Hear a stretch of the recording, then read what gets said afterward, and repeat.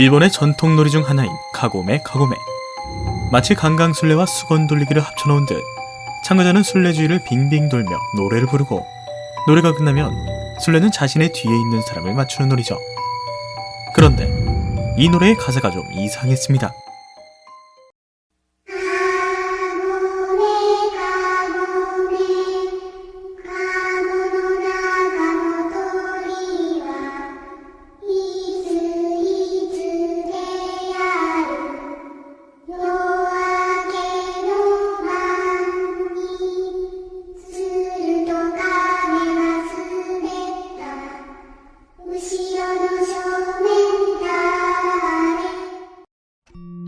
새장 속의 새는 언제 나올까? 학과 거북이가 넘어졌다 등 해석 문제가 아니라 일본이조차 이해하기 힘든 연관성 없는 문장들이 이어졌고, 어째서 이 노래를 부르며 빙빙 도는 놀이가 탄생했는지 이해할 수가 없었죠.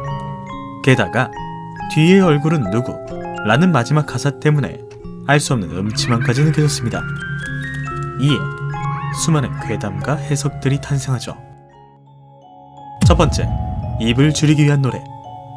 카고메 카고메는 도쿠가와 막부가 정권을 잡았던 에도 시대 때부터 전해졌다는데, 당시 이상기후와 해충, 자연재해로 대기근을 겪은 농민들은 사람을 구워 먹을 정도로 극심한 굶주림에 시달렸죠.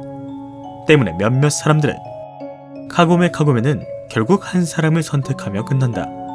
때문에 이 노래는 아이를 팔거나 혹은 아이를 잡아먹을 때 팔린 아이의 명복을, 잡아먹은 아이에 대한 미안함과 자신에게 돌아올 저주 방지를 위한 의식으로 불렀던 노래다 라고 주장했죠. 두 번째, 유녀들의 한이 담긴 노래. 카고메 카고메 속 가사를 살펴보면 평생을 새장 속에 갇혀 사는 새의 모습을 떠올릴 수 있습니다. 이에 혹자는 새장 속에 갇혀있는 새는 그 옛날 일본 유곽의 유녀들을 말하는 것이다. 감옥 같은 공간에 갇혀 수많은 사람들의 구경거리가 된 유녀의 모습은 카고메 카고메 속 새의 모습과 닮아있고, 평생 자유를 잃은 그녀들은 언제 이 세상 속에서 나갈 수 있는지 모른 채 매일 밤 자신의 등 뒤에 바뀌는 남성들을 등 뒤의 얼굴은 누구? 처럼 묘사하며 자신의 삶을 한탄한 것이다 라고 주장했죠. 세 번째, 숨겨진 금의 위치를 나타낸 노래.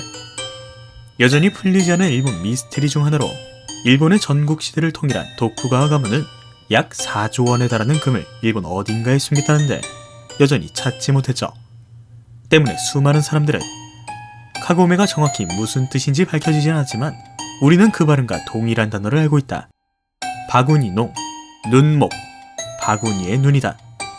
대나무를 엮어짠 바구니의 틈새, 다시 말해 바구니의 눈을 카고메라고 부르는데, 우리는 육망성 모양의 틈새를 흔히 볼 수 있다. 그런데 놀랍게도 전국시대를 통일한 도쿠가와 이에야스와 연고가 있는 지역인 사도 금산, 니코 동조국, 에도성, 승푸성, 토기, 아케치 신사를 연결하면 이 또한 육망성이 된다. 다시 말해 카고메 카고메 새장 속의 새라는 뜻은 육망성에 해당하는 지역을 말하는 것이고, 학과 거북이와 미끄러졌다라는 뜻은 학과 거북이를 함께 볼 수 있는 특정한 장소가 있다는 것인데, 육망성에 해당하는 지역 중 유일하게 학과 거북이를 볼 수 있는 곳이 바로 도쿠가와 이에야스의 무덤이 있는 니코 동조궁이다. 때문에 도쿠가와 가문에 숨겨진 금이 있는 곳은 뒤의 얼굴은 누구? 라는 가사로 볼 때 학과 거북이 뒤에 있는 얼굴인 도쿠가와 이에야스의 무덤 속에 있는 것이고, 카고메 카고메는 숨겨진 금의 위치를 알려주는 비밀나무였다 라는 것이죠. 수많은 괴담과 해석 중 가장 그럴듯한 해석. 하지만 아쉽게도 현재 니코 동조국은 유네스코로 등재되어 있어 함부로 파낼 수 없었고, 결국 카고메 카고메의 유래와 숨겨진 뜻은 여전히 미스테리라고 하네요.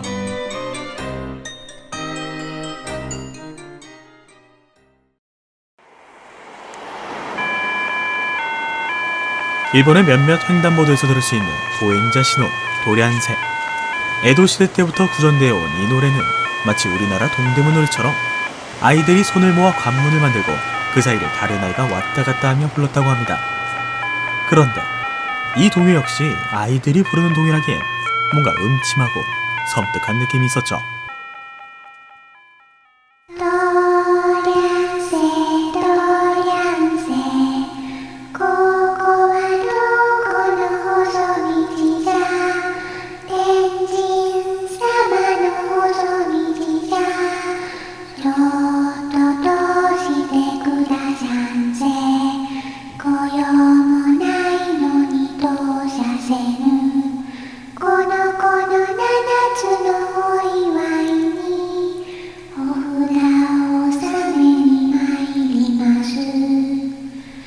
きはよいよい帰りは怖い怖いながらも通り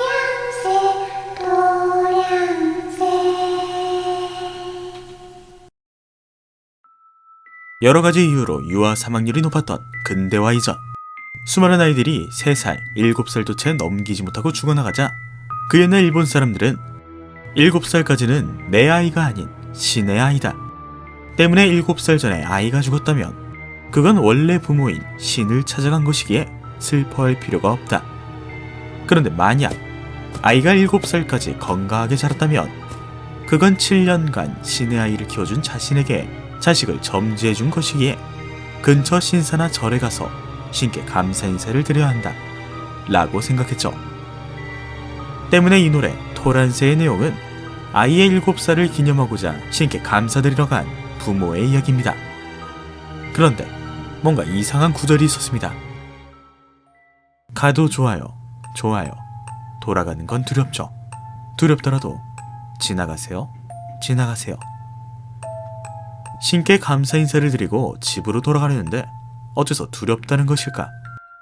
이에 수많은 사람들은 이 구절에 대해 너도 나도 추측하기 시작했죠. 첫 번째, 인신공양설. 그 옛날 일본의 미츠마타 우치에서는 바닷속에 사는 큰 뱀의 분노를 잠재우고자 12년마다 소녀를 제물로 바쳤는데 이와 같은 인신공양은 다른 일본 지역에서도 보여졌죠. 때문에 인신공양설에 따르면 제물이 된 자식이 물에 빠져 죽는 걸 본 부모들이 집으로 돌아가도 좋아요, 좋아요. 하지만 돌아가려니 슬프네요. 슬프더라도 버텨야지요, 버텨야지요. 식으로 노래를 불렀다는 것이죠. 두 번째, 영아살이설. 대기근을 겪어 사람을 잡아먹기도 했지만 과거에 비해 농업과 산업이 발달해 인구가 가장 많이 늘어났던 시기인 일본의 에도 시대. 그런데 문제는 시간이 지날수록 농업 생산량이 인구 증가량을 따라오지 못했고 결국 수많은 사람들이 굶게 됐죠. 콘돔과 같은 피임법이 발달하지 않은 시대, 이에 부모들은 태어난 아이를 목 졸라 죽였는데 이를 마비키, 다시 말해 속가내기라 불렀고 매년 수만 명에 달하는 신생아들이 부모 손에 죽게 됐죠. 때문에 영아살이설에 따르면 비록 7살 전까지는 내 아이가 아닌 신의 아이지만 왠지 모를 양심의 가책을 견디고자 아이를 묻고 돌아갈 때 아이를 묻었으니 집에 가도 좋아요, 좋아요. 그런데 묻고 나니 두렵네요. 두렵더라도 잊어버리세요, 잊어버리세요. 식으로 노래를 불렀다는 것이죠.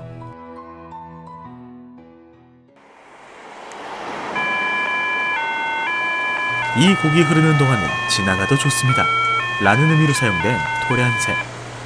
현재까지 노래 가사의 정확한 의미는 알려지지 않았지만 아이가 부르며 놀기에 살아있는 사람에게 들려주기에 뭔가 이상한 기분이 드네요. 지금까지 괴담이 끊이지 않는 일본동이었습니다.